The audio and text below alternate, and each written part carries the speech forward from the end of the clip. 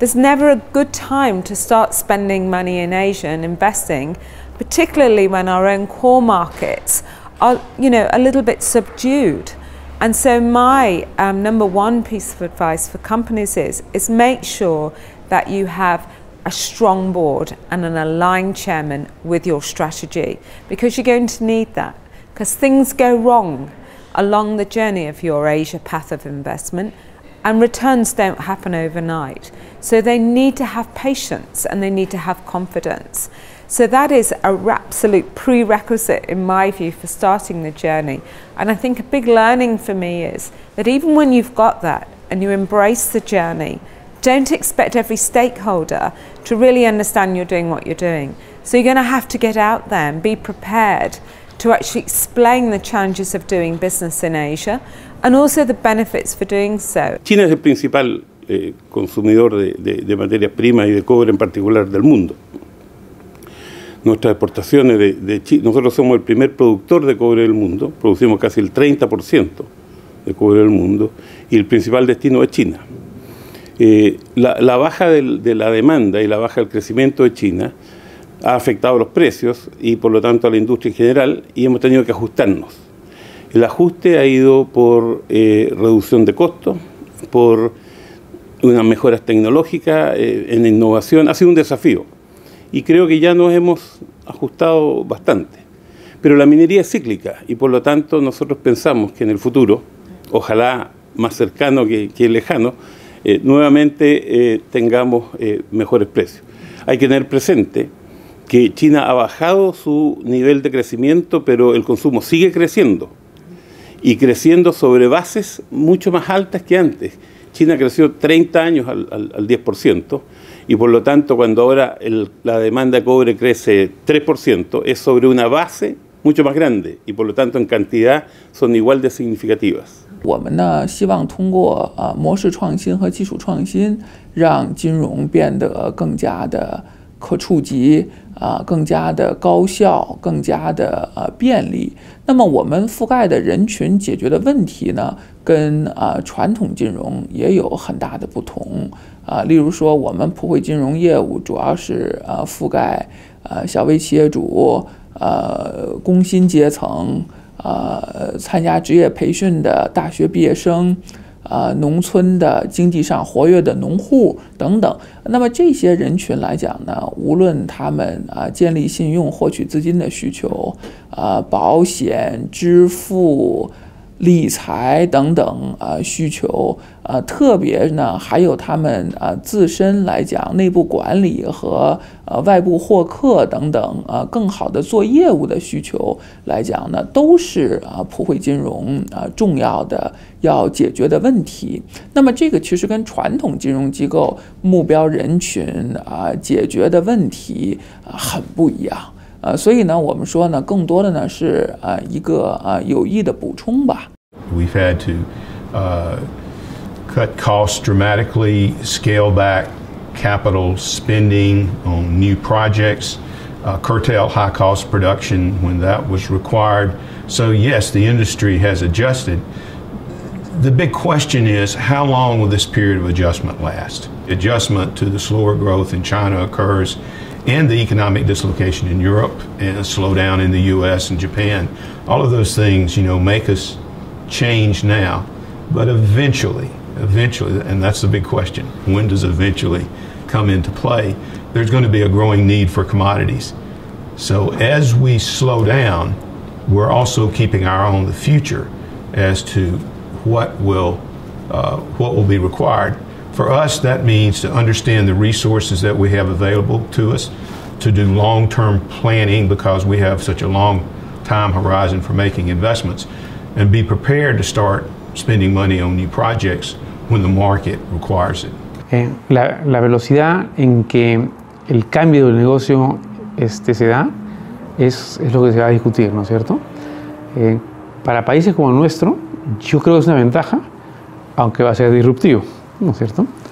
Te pongo un ejemplo simple que creo que puede ayudar, y es el ejemplo, si tú vas a una ciudad como Nueva York, que está muy bien organizado el sistema de taxis, ¿no es cierto? No es de tanta necesidad un sistema como Uber o un sistema cualquiera de estos de transporte. Una ciudad como Lima, que está más atrasado, se vuelve de mucha necesidad.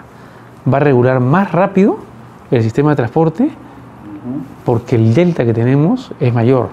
Va a optimizar rápidamente muchas de las escasas infraestructuras que tenemos.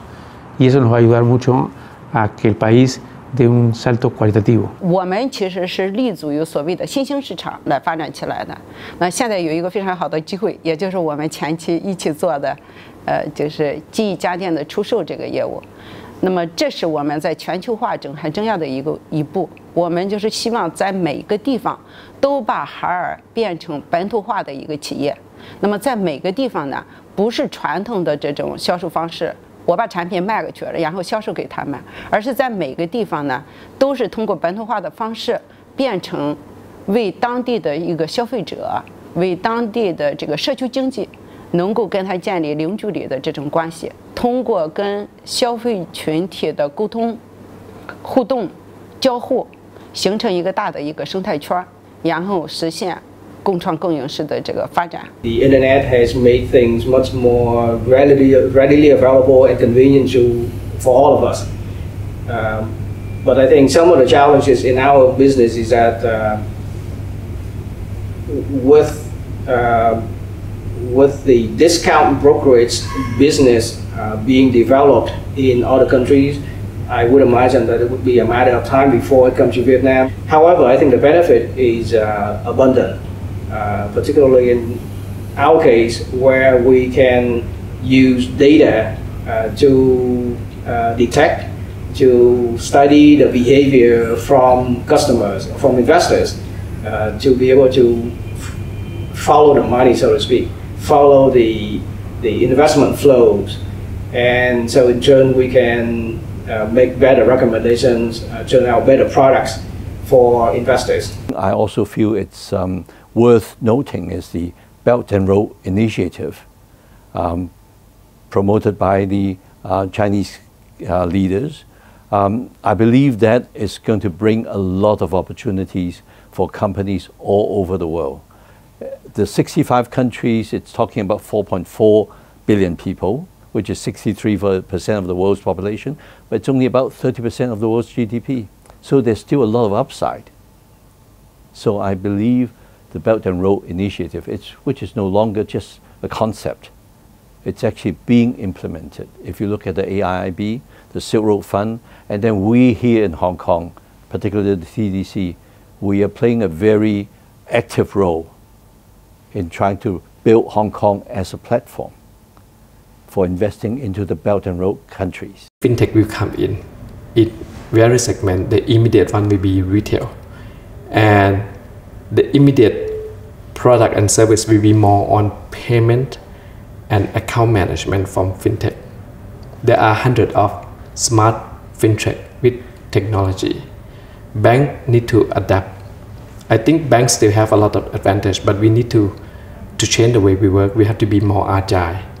We had to reorganize ourselves into organization, more empowerment, more rapid prototype, and we need to build new capability in, i.e. extreme digitized process capability, in data analytic capability, which personally I think data analytic will be one of the key success factors for digital banking or fintech.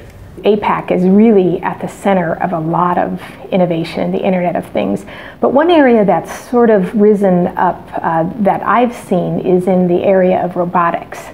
And I think the reason for that is because there's this interesting perfect storm of things going on in the industry when you have devices that are connected to the cloud and then you can overlay them with artificial intelligence and machine learning. And I think that is where we're seeing this explosive growth with robotics, particularly in the APEC region. So for instance, SoftBank has a great robot named Pepper. And Pepper now can, through image recognition, it can actually see human emotion and understand human emotion. And when a human is interacting with the robot, it just makes it for a much more seamless interaction, a much more natural interaction. I think the other area of robotics that we're seeing some great innovation in is in the whole area of hazardous occupations. So things like search and rescue, the disposal of explosives or hazardous waste. So I think going forward, we'll probably see robots much more in our lives, and maybe someday they'll even save our lives. I think the high growth that we saw in China, above 10% growth, is something of the past. China will probably be able to maintain 5 to 7% growth going forward on a sustainable basis. Now, China's policy is probably going to be more stable than before. You will recall that previously, China sometimes will have an abrupt introduction of new policies, whether it is fiscal stimulus, or whether it is policy changes. But I think China has now become a more important player in the global scene. They also accepted the fact that all policy introductions needs to be gradual and cannot be abrupt. 台湾有3个产业是在这个世界上是有机会扮演一些角色。第一个，我刚才讲说生技，台湾原来在生技的人才，原来就是国际上或者是美国大的生技的研究的一环啊。第二个，我对这个数位经济的发展，我对台湾也是很看好的啊。我觉得台湾正在发展一个和几个大国，特别是美国跟大陆很不一样的这个网络经济的模式啊。我拿那个 e-commerce 来做例子啊 ，e-commerce 台湾现在 e-commerce 大概已经占到总体零售14%啊。网络产业的发展在台湾可以变成下一个成长的 engine 啊。那第3个是从这个亚太地区这个区域来看，我也认为台湾有条件发展一种生活形态的产业啊。就台湾有一些对生活特别追求的某些价值，这些价值又配合它原来的文化的一些基础，这个会造成台湾的观光的发展，这个其他的这个连带的这些零售的发展。Our government in Papua New Guinea has a number of reform agenda items, and the Business Council is very interested in dialogue with the government so that whatever the outcome is a positive one for business. And the challenge that we've set ourselves is to be a dialogue partner with governments. So there's certainly a will within government to do some reform. And it's all around being inclusive and involving more of the population in the economy. And I guess we just want to position ourselves so that when reform is discussed, it's debated vigorously and thoroughly, so that once it's presented and enacted, it kind of makes sense for us. As Suma Group, we are very keen in exploring new ideas, exploring new technologies, making sure not only that we're on the very verge of things, but also making sure that we can bring these technologies to our ground operations, making sure that we can implement them, making sure that our operations become more efficient, more cost effective. So clearly the data management is the next big thing. We are very much involved into exploring these ideas and trying to implement them in the most efficient way possible. As a female myself, I'm very much interested in promoting the diversity and inclusiveness in our offices, in our business operations. As an oil and gas professional originally, I was always used to being the fact that I was one of very few females in the business office. The same actually applies to transportation and logistics services where I am now. At the same time, I think we Russian women have been in a privileged position because we always had a chance to progress our ideas, to have a chance for the professional career. We've grown quickly, and at the moment we're trying to use data and information, I guess, in smarter ways. Now, what does that mean? It means to bring our costs down, to make our products better, to get our quality performance up, to become better at what we're doing. We're certainly doing work at the moment to bring data into the hands of our decision makers. A lot of that is internal, but we're looking for external sources of market information whenever we can. So all businesses are needing to deal with a lot more data, and the amount flowing through the business and the speed at which it flows and the speed with which we expect people to assimilate it and make decisions off it is going up all the time. In a society that is digitizing, I think policymakers and governments, they should realize that in order to allow innovation to happen, the regulatory regime that comes along with it, that should be in support. As you see more policymakers and more manufacturers actually adding up their links into that chain, the responsibility of making that attack surface manageable becomes a shared responsibility between, again, private sector on the one hand and the public sector on the other hand. The pace of change is so high that policymakers, they should be very careful in how they employ regulations to either foster or to stifle innovation. And indeed, what we have seen in the past is that safety and security concerns could very much be the driving force of regulators to start looking at new regulations.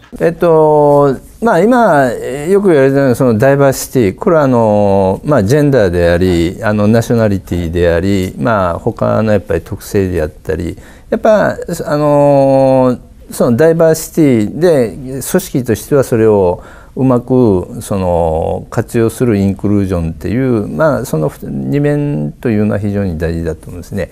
でやっぱ最終的な課題というのはですね、やっぱマネジメントスタイルがやっぱり日本のシステムとアメリカのシステム、ヨーロッパのシステムが違ってくるわけですよね。